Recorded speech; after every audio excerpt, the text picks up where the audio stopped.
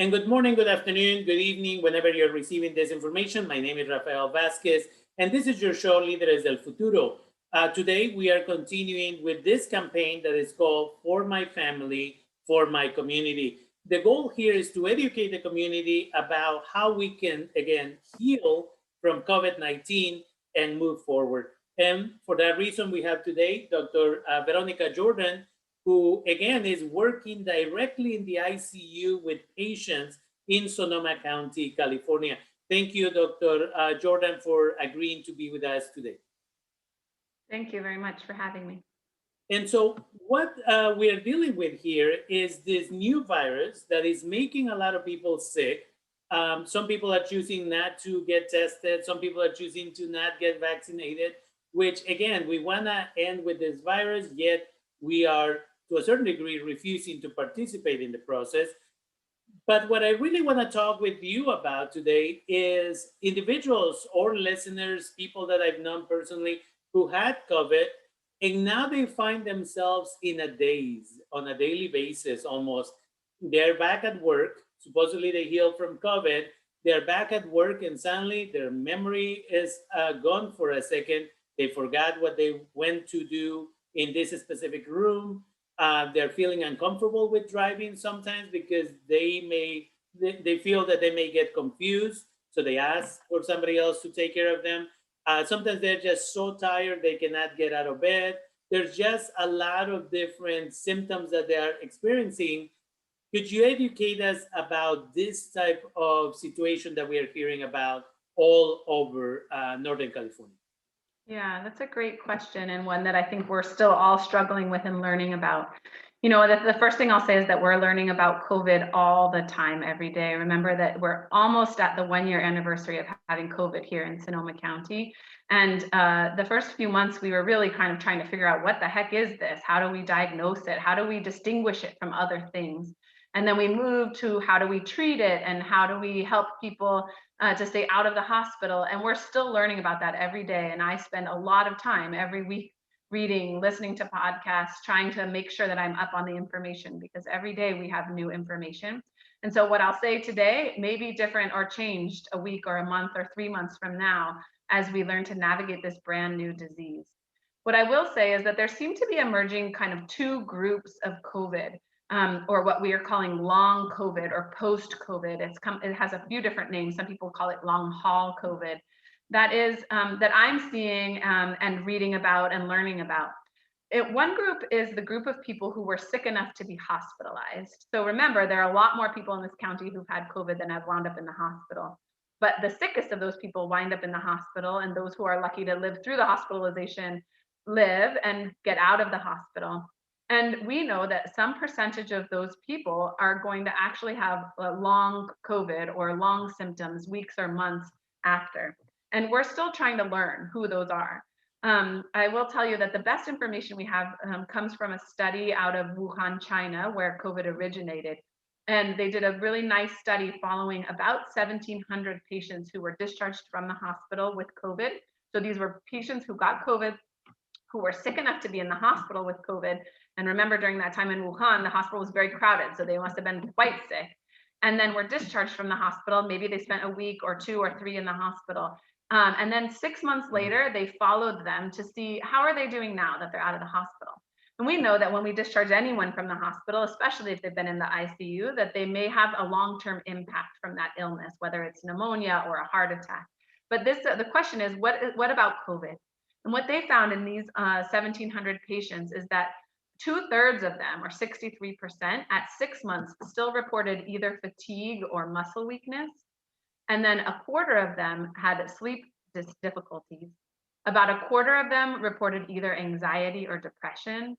And then another quarter of them couldn't walk for 6 minutes at a regular pace. So this study shows, again, that not everybody, so if you figure that a quarter of people couldn't do that, and that means 3/4 of the people didn't have those symptoms, but that, if you remember, I just said 63%, 2/3 of people had some sort of weakness or sense of muscle weakness or fatigue. And so I think we're going to learn more as we have more patients that we have cared for here in our county to see what happens in our population here, but we can anticipate that some percentage of people are going to have COVID and recover completely, and some people are going to have COVID and have persistent or long symptoms. And I don't know that we know exactly who those people are or why they are. The second group of people are totally different, though maybe have some overlap. And those are people who were not sick enough to get in the hospital in the first place. So we're hearing stories of and seeing in clinic people who were never sick enough to be hospitalized, who had mild COVID, who maybe had a stuffy nose or shortness of breath for a few days, who maybe only missed a few days of work or school. And then several months later, weeks or months later, they're reporting some of those same symptoms: fatigue, weakness, shortness of breath, anxiety, depression. And that is a puzzling group as well, right? Because they were never sick enough to be in the hospital. We can't blame their illness on their hospitalization. So then we have to blame it on COVID. And we are still learning why that is. Why would COVID cause fatigue and muscle weakness in people who were previously healthy if they only had a mild illness? I think we still really don't understand that. And I know that's frustrating for patients who are experiencing those symptoms. It doesn't mean those symptoms aren't real. It just means we don't know why you're feeling those. And it's hard for me to know how to treat you initially if you weren't that sick to begin with to prevent those symptoms. So I think those are two groups that are related to each other and have some overlap in how they're manifesting, but may be distinct syndromes as well. Because COVID is so widespread in our country right now and in our own hometowns here, we're going to see more of those things, because even things that are rare, when a disease is all over the place, those things are not going to be so rare. And we have a lot of learning to do about what causes those things, and then what can we do to help people feel better. And that brings me to the next question that has to do with, well, if I'm having memory lapses or just confusion, anxiety, difficulty waking up in the morning, all of those things, at what point do I go to my doctor and say, doctor, right? Either I had COVID and I heard that, other people are suffering from this, or I never had the symptoms of COVID, but I also have some of the similar symptoms. At what point do I go to my doctor? That's a great question. I mean, I think that it will never hurt to go to your doctor to explain what's going on and to help explore what's going on. So again, I'm not saying that the doctor will immediately have a pill that will cure that. I wish I did. I wish I had a pill to cure everybody's anxiety, depression, and fatigue. However, I think that we sometimes need to do some investigation to make sure there's not some other reason that you're feeling that way. We know, for example, that people with COVID people have a higher risk of COVID if they have diabetes, and that COVID and blood sugar seem to have a relationship. So maybe you had pre-diabetes before you got COVID, and maybe that became diabetes, or maybe we need to, or maybe you had a little mild depression and then you got sick and that changed your work situation, and now your depression is more severe. So I think that I would encourage you to take those concerns to your doctors, not because they'll be able to fix them right away, but number one, because thank you, my patients are my best teachers, and you will teach me how to be a better doctor if I understand what's going on with you. But also because I think that there are things that we can do as physicians to make sure there aren't other things going on. I think it's easy to blame COVID for lots of things. And as I've said before, I think this is a really hard time to be living in a pandemic where people are struggling financially, where life is not normal, where our social structures are disrupted.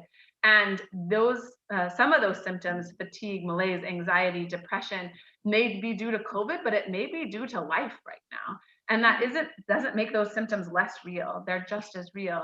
And so sharing those with your physician, hopefully to both investigate anything that could be serious and treatable and that we could help take care of, but also to make sure that you have somebody to share those with so that they can continue to be curious, listen, and look for opportunities to make you feel better. Nobody should have to live with fatigue, malaise, anxiety all the time. That's not fair to anyone.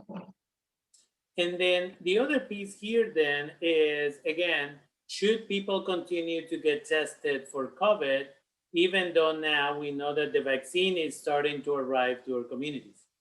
Yeah, great question. I think we want to keep testing because the more we test, the more we recognize where COVID is. We're so grateful right now that our COVID numbers in our community are way, way down. Our hospitalized patients in our hospital are way, way down. But we also know that COVID does this and has done this all over the world. It goes down and back up again and down, and we don't know where we're going to be in that curve unless we're testing. So absolutely, I think that if you have the opportunity to be tested or are curious or are in contact with someone who maybe had COVID, you certainly should get tested if you have any symptoms. And that includes everything from a runny nose, a little fever, a sore throat, a shortness of breath. However, I don't think a test necessarily gives us all the answers either. So going to get a test at a testing site, super important so that we understand what's happening, and maybe important for you and your understanding of what's happening in your body. But seeing your doctor, talking to your doctor, equally as important as testing. And my last question to you here is again the vaccine. The vaccine is arriving. Some of us have been privileged to get it because of the work that we do. I got Moderna. The second shot, the first time, it was a little bit painful at the location where the injection was, provided. The second time, I had a little bit of pain, actually not as much as the first one, but I did get a little bit of joint pain, muscle aches for one day. And since then, I haven't had other issues. There's a lot of individuals in our community that are saying, well, I heard this story, I heard that horrible story. I'm not sure I should get vaccinated. But in reality, until a good number of people get vaccinated, we're going to continue to be in the same restrictive livelihood that we are. Could you share your experience with the vaccine and what is your recommendation for people? Absolutely. I'll tell you, I was so excited to get vaccinated. I told my kids in December that all I wanted for Christmas was the COVID vaccine, and they thought I was crazy because they're young and they don't like vaccines. And I was able to get my first vaccine just a few days before Christmas. I got the Pfizer vaccine. That was what was offered to me. And what I tell people is if anyone is offering you that vaccine, you roll down your sleeve and you get that vaccine. If someone says you're next, you take that vaccine. We need to get as many people vaccinated as possible. I was one of those lucky ones, and there's a lot of us like you who didn't have a lot of vaccine side effects. I had a sore arm that first day, but I was so excited to have the vaccine, I could have cared less about my sore arm. And 3 weeks later, when I had my second vaccine, I was waiting because everyone had sort of spoken about this immune response that some people get a fever, some people get muscle aches, some people get quite sick for a short period of time. And I didn't get anything. I was a little tired that night, but it was a Friday after a long week in the hospital. So I think I could blame my fatigue on a long week in the hospital as opposed to the vaccine. So what I tell people is, please, when the vaccine is offered to you, it is safe, it is absolutely scientifically sound, and it is going to be our key and gateway to get our community through this pandemic. It is not going to solve everything all at once, unfortunately, because we know there's vaccine supply issues, and we know that not everyone who wants one right this moment can get one. So we need to continue to be wearing our masks, washing our hands, keeping distance, not gathering in big groups, and being mindful that the coronavirus is still around in our community. But the sooner we get our community vaccinated, and when I say our community, that means you, everyone, the sooner that we'll be able to move beyond this pandemic and hopefully get back to a world where we can be with each other again. And with that, I want to thank you for taking the time and being with us here at Lideres del Futuro for this special project that we have going on in trying to educate our community about the importance of the vaccine, my family, for my community. Thank you, Dr. Veronica Jordan, for being with us today. Thank you so much. Thanks for having me.